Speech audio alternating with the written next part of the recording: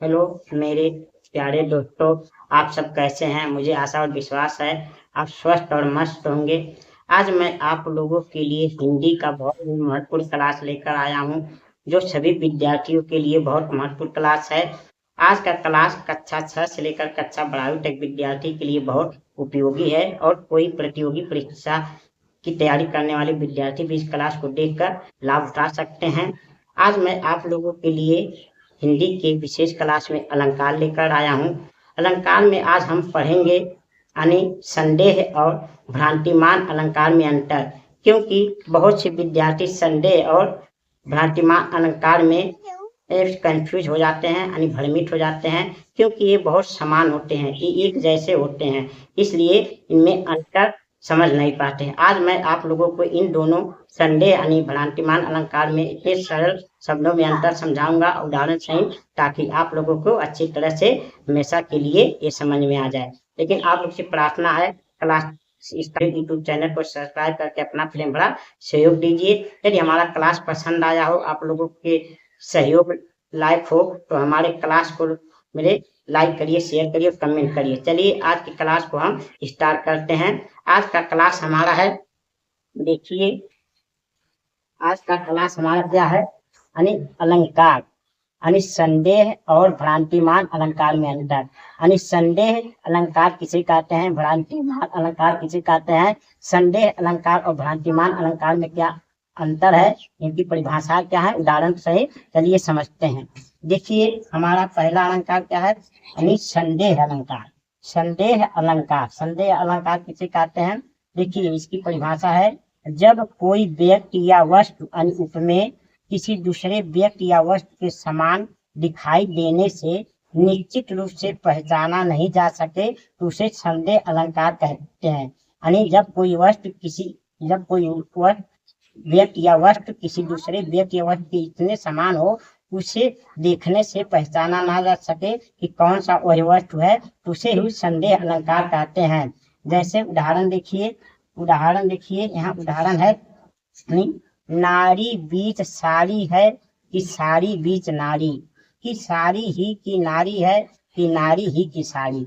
देखिए इसमें नारी और साड़ी में समानता के कारण ये नहीं पहचाना जा पा रहा है कौन सी नारी है कौन सी साड़ी है, इसलिए इसमें क्या है, संदेह अलंकार है। यानी नारी और साड़ी में इतनी समानता है कि दोनों एक जैसे लग रही हैं, इसलिए हमें पहचाना नहीं जा सकता है कि कौन सी इसमें नारी है और कौन सी साड़ी है। दूसरा अलंकार देखिए, दूसरा उदाहरण क्या है, ये काया है या शेष उसी की छाया, क्षण भर उसकी कुछ समझ नहीं आया। देखिए काया, काया को मतलब जो आदमी की सौ होती है उसे काया कहते हैं, और उसकी शरीर यानी मानव के शरीर को काया कहते हैं, उसके परछाई को छाया कहते हैं। तो वो नहीं समझ पाया जा रहा है कि वह उसकी छाया है कि काया है, इसमें भ्रम है, इसलिए संदेह है, इसलिए संदेह अलंकार है। स्पष्टीकरण, उपयुक्त पंक्तियों में नारी और साड़ी में तथा काया और छाया में निश्चित न होने से संदेह अलंकार है।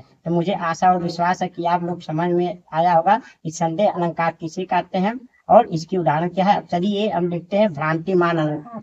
भ्रांतिमान अलंकार में क्या अंतर है, देखिए भ्रांतिमान अलंकार, जब कोई व्यक्ति या वस्तु में किसी दूसरे व्यक्ति या वस्तु के अत्यधिक समान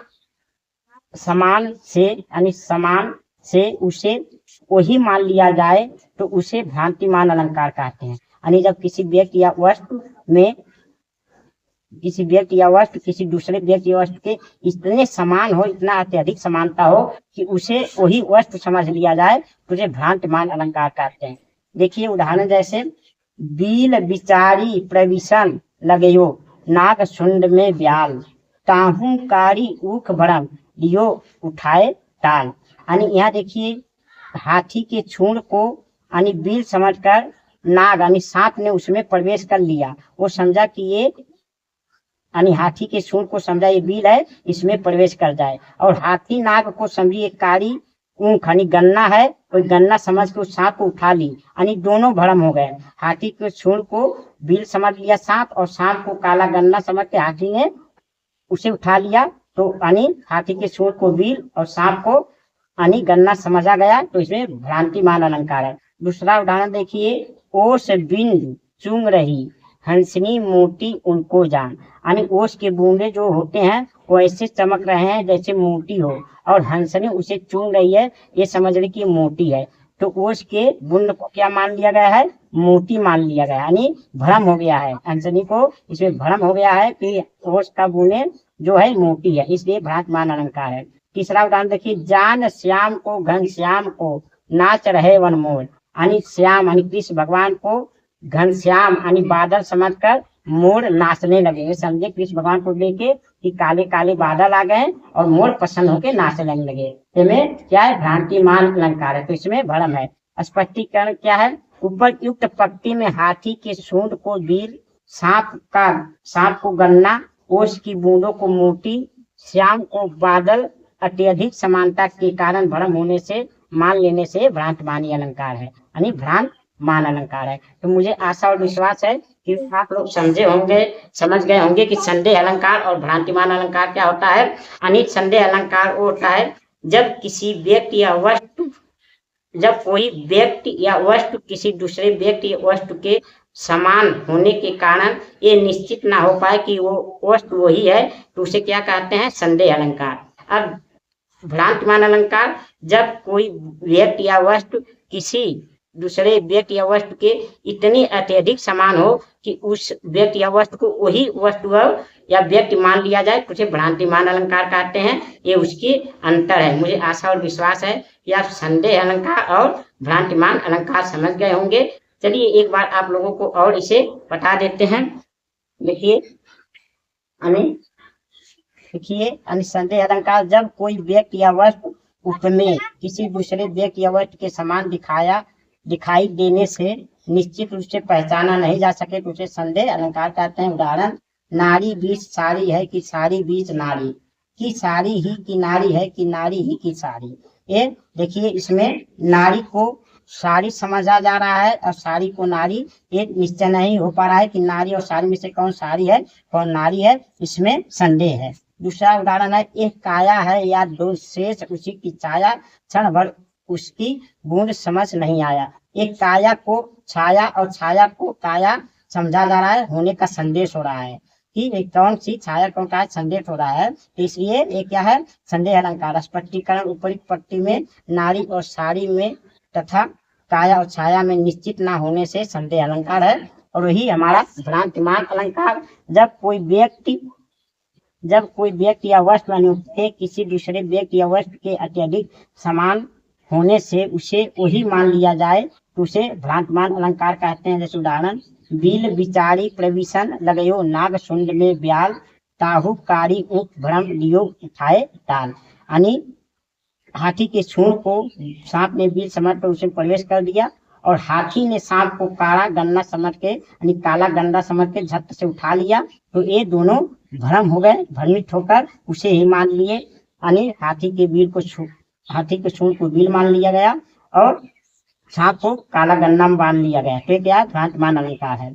ओस बूंद चूंग रही हंसनी मोती उसको जान, यानी यहाँ ओस के बूंदों को मोती मानकर हंसनी चूंग रही है।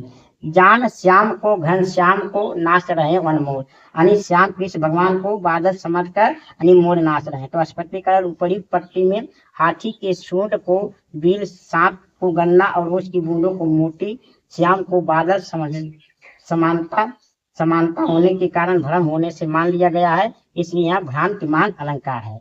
मुझे आशा और विश्वास है कि आप लोगों को यानी संदेह अलंकार और भ्रांतिमान अलंकार में अंतर समझ में आ गया होगा, और इनकी परिभाषा आप लोग अच्छी तरह से समझ गए होंगे, उदाहरण समझ गए होंगे, और आप इनमें कभी भ्रमित नहीं होंगे और आसानी से इसे आप याद कर सकते हैं, पढ़ सकते हैं। यदि आप लोगों को हमारा क्लास पसंद आया तो हमारे वीडियो को लाइक, शेयर और कमेंट अवश्य करिए, और यूट्यूब चैनल को सब्सक्राइब करके अपना प्रेम भरा सहयोग अवश्य दीजिए। अब हम मिलेंगे आप लोगों से अगले क्लास में, तब तक के लिए आप लोगों को बहुत बहुत धन्यवाद।